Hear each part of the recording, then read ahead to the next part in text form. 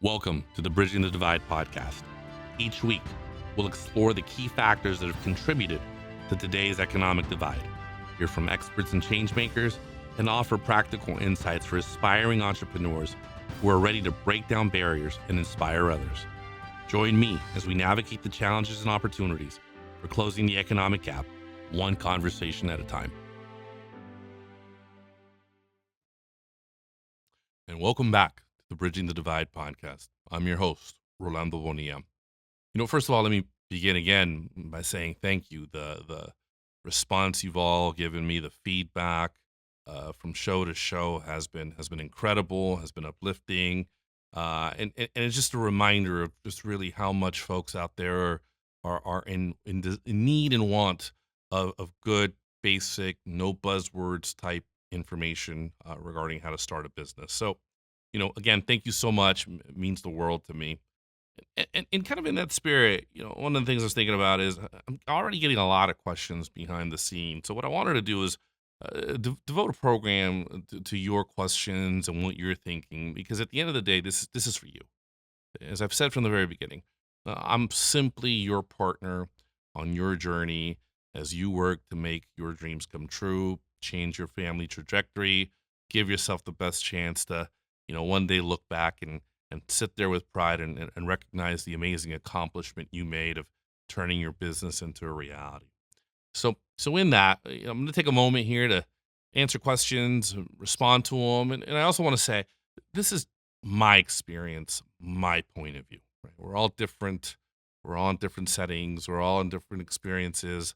And these are just intended to be idea sparkers, right? The things to get your synapses exploding and thinking about things and how to apply them in your life. So you may not always hear the answer you want, but it's really intended more for the conversation and for you to think about how to look at the world differently in order to make those adjustments in your life to get some movement going on your business. So I'm going to go right into the first question, and I love this question because it's one we hear all the time.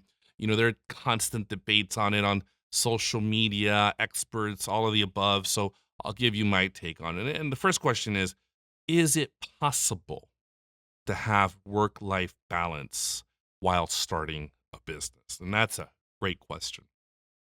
So, I equate business, and candidly, I equate anything we do to going to the gym.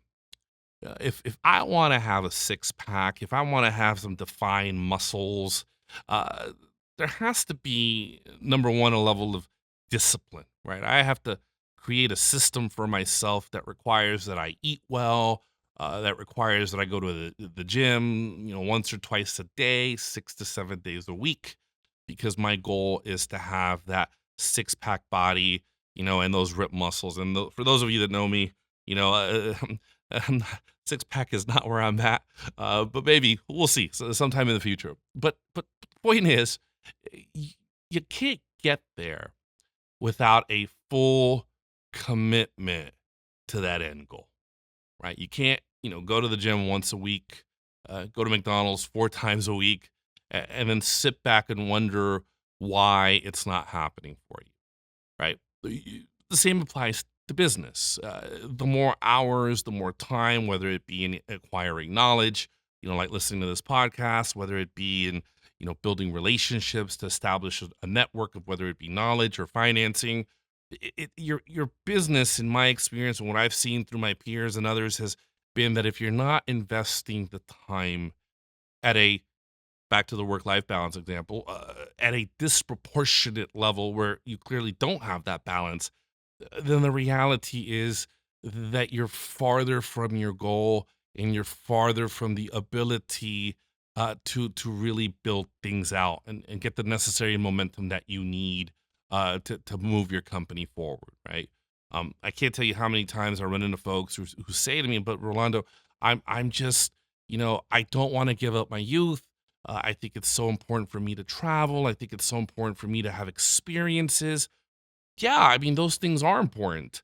But when you are trying to start a company where, let's assume in most instances, you don't have financing, it's just you and yourself and maybe a couple of close people to you, The reality is that those are now luxuries you cannot afford to take, right? So you can't really get into this debate of I have to take these trips, I have to have these experiences, and then sit there and wonder why your business is not growing. Well, the answer is simple.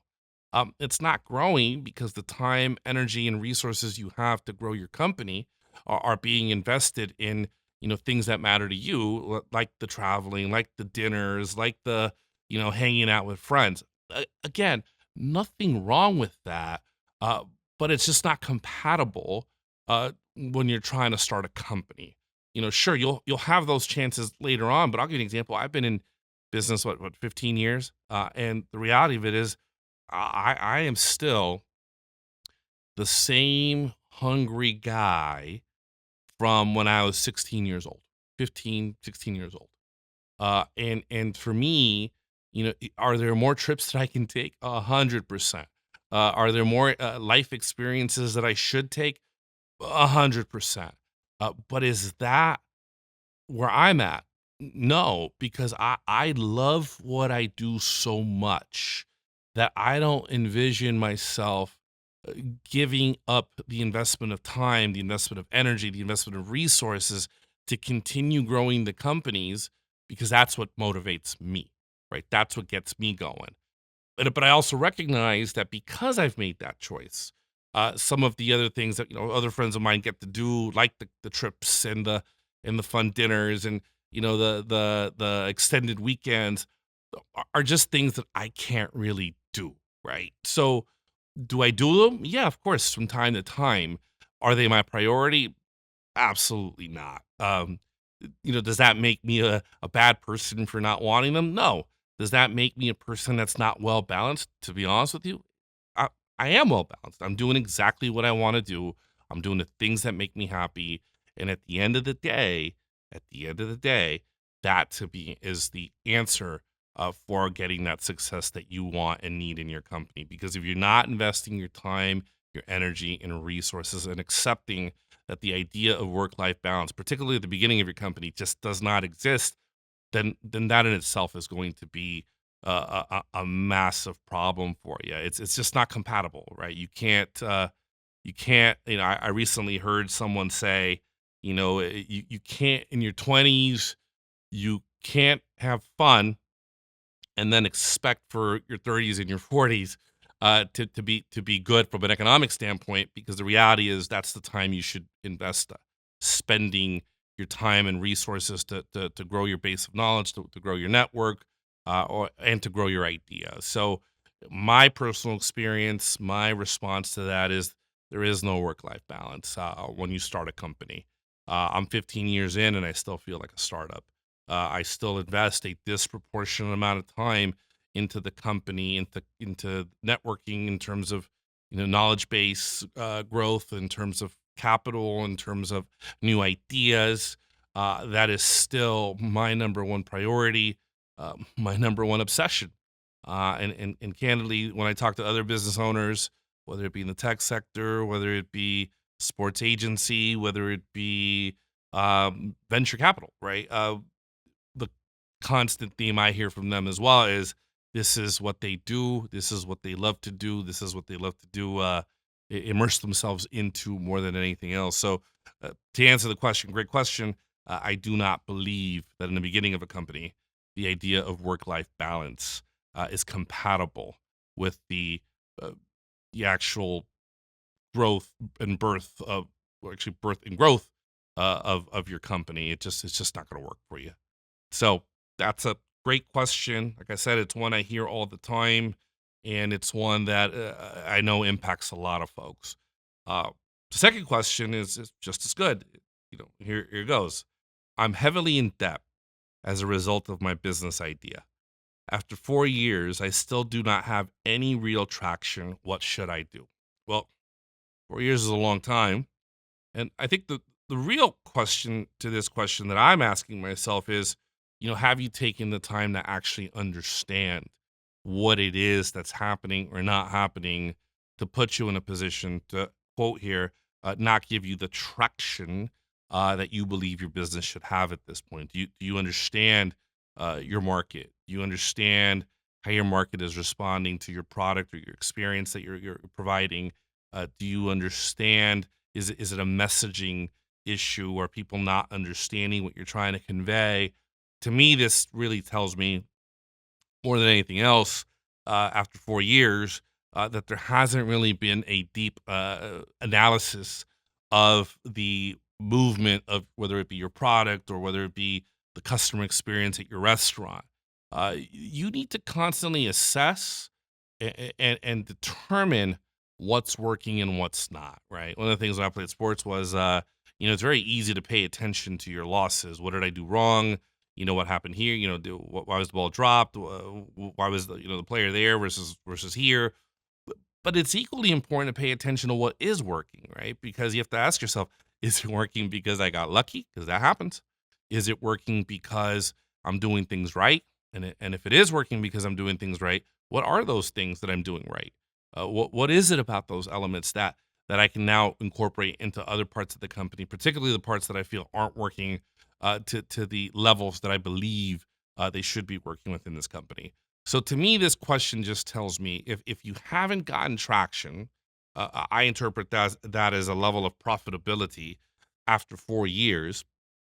The easier thing to say to you would be, then it's clearly time to, as they say constantly here in the Silicon Valley, you need to pivot. Yes, but before you pivot, you need to understand what it is you're pivoting from and where you're pivoting to. Because to simply make an adjustment of I'm pivoting, instead of selling, burritos, we're now selling salads. Okay, fine, that's a pivot, but you still haven't answered the fundamental questions of why you're in this position in the first place. Because if you're not taking a look at that data, if you're not analyzing it, right? If you're not trying to figure out what it means, then even in your pivot, you're going to have the same no result, because you're not understanding what it is that is happening to your company. So to that's a big one, right? So yes, more than likely you're gonna have to make some big adjustments. But I believe those adjustments begin with understanding what it is about what it is your product or your service or your restaurant isn't working, why it isn't working, and then making the determination of whether those are things you can overcome with the resources you have. Or if, give you an example, if it's a restaurant and you determine pretty quickly that the reason your restaurant's not working out is because there's 0 foot traffic in your location, wouldn't you want to know that? Right? Wouldn't you want to know that the real issue is that your restaurant can't sell? Maybe you change your concept to more of a model where we're more of a delivery model. Call us for this and we'll drop it off. Maybe you realize that the foot traffic you do have is less conducive for a restaurant, but maybe it's more conducive for a gym, right? So again, we hear a lot about data and data, and the things you can drown in data. Uh, the key is to understand the data the baseline data that helps you understand what it is going wrong in the first place. Is it your market? Is it your messaging? Is it your product? And it's a hard pill to swallow sometimes. Is it your product? What about your product? Pretty fundamental questions that candidly you should be asking yourself every single day. If you don't know the answers to those questions every single day, that in itself is part of the problem, right? You're not doing the analytical part. You're enamored by the business part, but you're not understanding that you have to analyze each day, what went right, what went wrong, what could have been better, what could I live without, because that ongoing conversation is what's going to put you in the best position to make that adjustment. So make those adjustments, analyze your data, and honestly, do it fast because 4 years of personal debt is a big commitment. You don't want to continue that debt and not have anything to show for it. So I wish you the best of luck, but definitely analyze your data and analyze those questions before you make any type of decision, because you want to make those decisions based on some good concrete facts. All right, so that takes me to a third question. The third question, you hear it a lot nowadays. This idea of a side hustle, right? Everyone's got a side hustle nowadays, which is great, right? We all have a lot of that entrepreneurial spirit. When I was growing up, it was called we just needed more money to pay the bills. Now it's called a side hustle. I think side hustle is a lot cooler. But it is a big topic nowadays, and the question I get is, how do I convert my side hustle into my main hustle? Wow, that's a great question. Very similar to the work-life balance question I addressed earlier. You have to change your mindset on your side hustle. You have to treat it as your main hustle. Now, you may have a full-time job. I understand that. Uh, but if you treat it as a side hustle, then you're always going to invest side hustle energy into it. Whereas if you treat it as a main hustle, you're always going to have it very top of mind. You're going to work harder to create opportunities for it to thrive. You're going to spend your day thinking strategically about how to make it better versus thinking about it as something you'll deal with after 5 o'clock, right? And that little, back to adjustments, right? That little adjustment, that little recognition that your side hustle that I want to be my main hustle uh, is now something I'm going to treat as my main hustle, even though from a financial standpoint you're not there yet, is going to be, in my experience, the difference between you turning it into a main hustle or turning it into a perpetual side hustle, or eventually a side hustle that just really evaporates and nothing comes of it. So in my experience, yes, it's difficult. You have a 9 to 5, you may have kids, may be dealing with other issues, but if you want to turn that side hustle into a full-blown business, then you have to treat it that way, right? You can't say, "Oh, I'm going to treat it as a side hustle and I'll be a business person on Monday night, Wednesday night, Friday night." That's a pretty guaranteed recipe for lack of growth, right? Whereas if you come in every morning and say to yourself, "Look, I'm going to do my 9 to 5, but for example, before work, I'm going to spend 45 minutes just thinking about the business. At lunchtime, I'm going to, spend that time on the phone with possible prospects, or trying to get meetings with people that are more well versed on the subject matter that I'm, building a business in." And then after work, of course, I could invest another 3 hours. Think about that. We just created 5 hours of investment into your side hustle in one day. Multiply that by 5, that's 25 hours a week of investment into your side hustle. Logically, similar to the going to the gym example, if I invest 25 hours a week eating well and working out, it is clear I'm going to have better results than if I invested 2 hours a week going to the gym and ate, fast food 2 to 3 times a week. I shouldn't be surprised that I'm not getting results in that scenario. Whereas in the first scenario, where I'm investing 25 hours a week that I've carved out of my 9 to 5 day, and shouldn't be surprised that at the end of that week and at the end of that month, my side hustle is going to be so much better, right? So much stronger, so much closer to being that full-time hustle. So again, these concepts are very much all aligned, right? You have to create that time. You have to devote yourself to it. You have to put a map together, to, put it in writing. I always tell folks, pen to paper, pen to paper, pen to paper.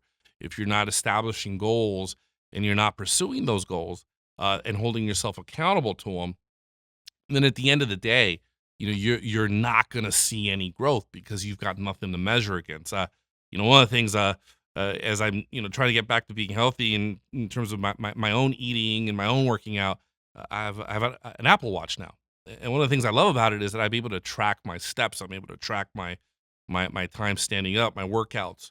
Same concept with your business, your side hustle.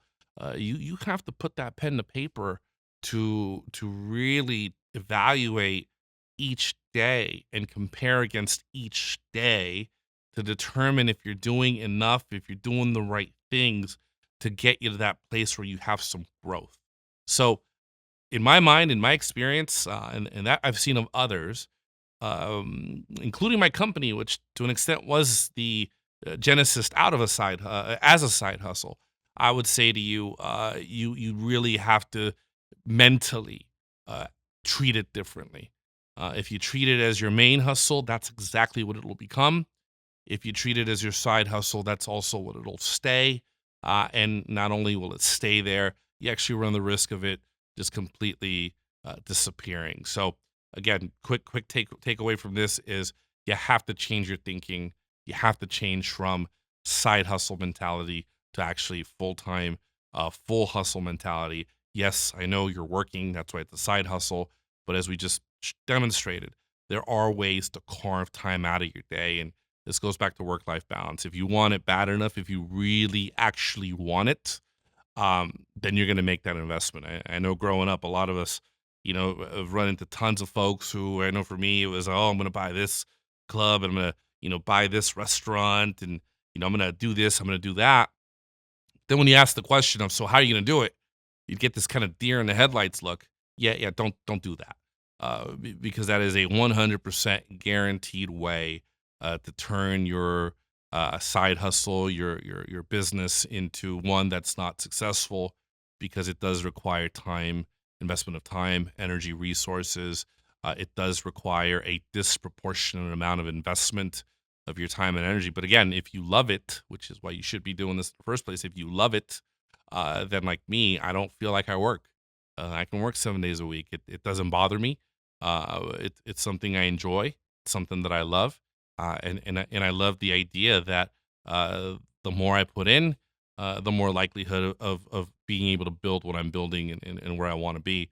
So these are all great questions. I want to definitely do this more often than not. I do think it's important to hear from you and to answer your questions and really. That's the ethos of this podcast, to be your partner and be your friend. So let's keep working, let's keep grinding, let's do the things that are necessary to be successful, and let's bridge the divide together. Thank you for joining. Thanks for listening to the Bridging the Divide podcast.